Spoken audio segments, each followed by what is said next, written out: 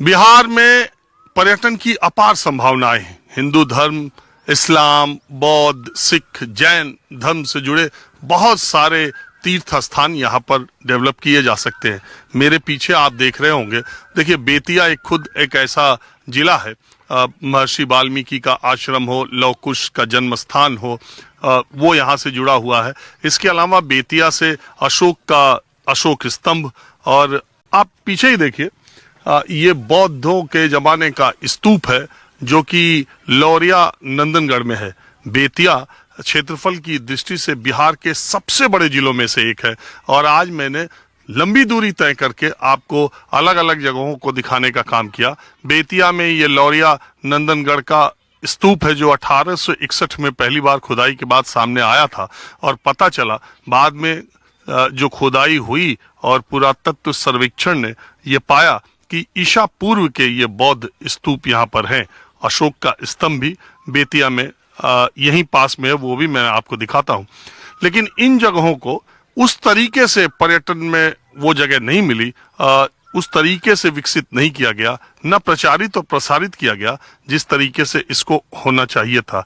अलग अलग इलाकों के लोग वैसे देखने के लिए लौरिया नंदनगढ़ आते हैं, और यहाँ का मौसम मैं आपको बता दूं तो एक खुशनुमा मौसम के तौर पर भी है। हालांकि आप देखिए टूटी फूटी दीवारें हैं, 52 एकड़ से कहते हैं कि ये कैंपस है, और आसपास के लोगों से भी मैं देखता हूँ, मेरे देखने में ही बौद्ध धर्म से जुड़े कुछ लोग अभी आए थे जो स्तूप के दूसरी तरफ गए हुए हैं। तो इस स्तूप के बारे में यहाँ पर बोर्ड भी लगा हुआ है जिसमें इसकी थोड़ी डिटेलिंग है, जिसमें ये लिखा है कि यहाँ पर जब खुदाई हुई थी तो पुराने मृदभांड, अर्धमूल्यवान पत्थर के मनके, सिक्के, अभिलेखित मृद मुद्रण, इनमें महिलाओं की मूर्ण मूर्तियां विशेष रूप से उल्लेखनीय है जो अपने सिर के पहनावे, केश विन्यास और चेहरे की भावभंगिमा में विविधता एवं आकर्षण लिए हुए।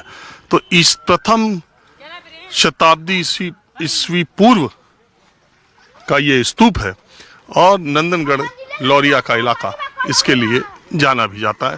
अब मैं कुछ और लोगों से, और खास तौर पर यहाँ आए लोगों से थोड़ी देर बात करता हूँ, फिर आपको दूसरी तरफ ले चलता हूँ। देखिए बौद्ध धर्म के कुछ मानने वाले लोग इस स्तूप की यहाँ पूजा करते हुए दिखाई दे रहे हैं।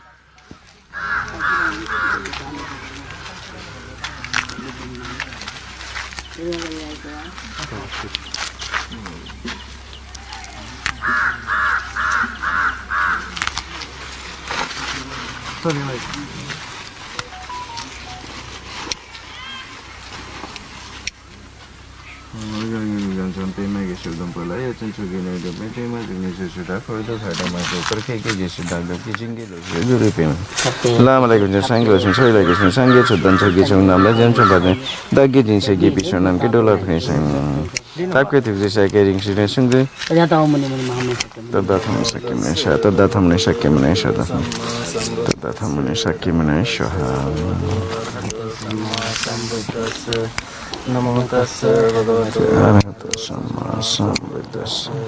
वन्दामि चेति यं सब्बं सब्बकानेषु परिस्थितं शारीरिकधातु महाबोधि बुद्धरूपं सकलं सुधा। वन्दामि चेति यं सब्बं सब्बकानेषु परिस्थितं शारीरिकधातु महाबोधि बुद्धरूपं सकलं सुधा। वन्दामि चेति यं सब्बं सब्बकानेषु परिस्थितं शारीरिकधातु महाबोधि बुद्धरूपं सकलं सदा। घनसारपदित्तेन दीपेन तमधनसिनातिलोकदीपं सम्बुद्धं पूजयामि तमोनुदं। गन्धसंभारयुक्तेन धूपेन अहं सुगन्धिना पूजये पूजनीयं तं पूजाभाजनमुत्तमं। साधु साधु साधु।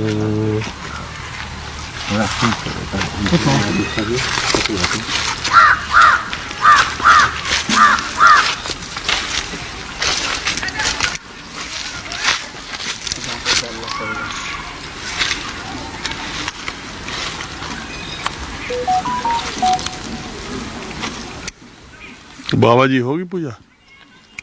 आप लोग कहाँ से आए? हम लोग नेपाल से आए हैं, लुम्बिनी से। अच्छा, पहली बार आए या पहले भी आए थे? नहीं, बहुत बार आ चुके हैं। तो इस जगह के बारे में क्या मान्यता है आप लोग? एक बौद्ध स्तूप है, बस उतना ही वही मान्यता है, धार्मिक जगह है बस। और ये आपने पूजा यहाँ पर? अब पूजा वंदना, अब स्तूप का पूजा वंदना किया जाता है, तो उस लिए हम लोग पूजा वंदना किए हैं। अच्छा, इसी तरह ये कपड़ा रख के? ये सब धार्मिक चीज़ है, धार्मिक, इसको खाता कहते हैं, हम लोग चढ़ाते हैं। जैसे हिंदू धर्म में माला चढ़ाते हैं, उसी तरीके से बुद्ध धर्म में माला है, अच्छा। धार्मिक माला। तो आप कितने सालों से आते हैं? इससे का पीछे कुछ विकास हुआ या जितने साल से आ रहे हो वैसे ही है जैसे था? उसके बारे में हमसे क्या पूछिएगा, देखिए धार्मिक जगह है, बस उतना हम जानते हैं। हमसे धर्म से मतलब है और चीज़ों से नहीं मतलब है। हम धार्मिक व्यक्तित्व हैं, इसलिए और चीज़ अब क्या है, विकास हुआ कि नहीं हुआ, विकास होना चाहिए कि नहीं होना चाहिए, उससे हमसे कुछ लेना देना अभी नहीं। कहाँ कहाँ आप जाएंगे? और हम फिर वापस लुम्बिनी जाएंगे। Thank you. चलिए ठीक। हमारा ने- मिशन इतना था। हाँ, हमारा मिशन इतना ही था, मिशन कंप्लीट हो गया।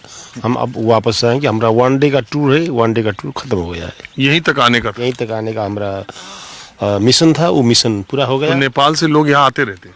आते रहते हैं, हम तो आए हैं लोग ना। आते हैं, अब जिसको मालूम है यहाँ पर स्तूपा है, यहाँ आना चाहिए, तो वह दर्शन करने के लिए आते हैं। और जिसको पता ही नहीं, इसके बारे में कुछ पता ही नहीं हुआ, तो कैसे आएंगे? तो ये पता होना चाहिए जगह के लिए थोड़ा सा। हाँ, इस तरह से। जो बौद्ध धर्मावलंबी हैं, जिसको इसका वैल्यू का मीनिंग पता है, उसको वही फिर आएंगे। सब तो नहीं आ सकते हैं। जो बौद्ध धर्मावलंबी इसको मानते हैं, जो हमारे भगवान गौतम बुद्ध को हम अनुयायी हैं, हम स्टूडेंट हैं उनका, इस हिसाब से हम यहाँ आते रहेंगे। चलिए दूसरी तरफ चलते हैं।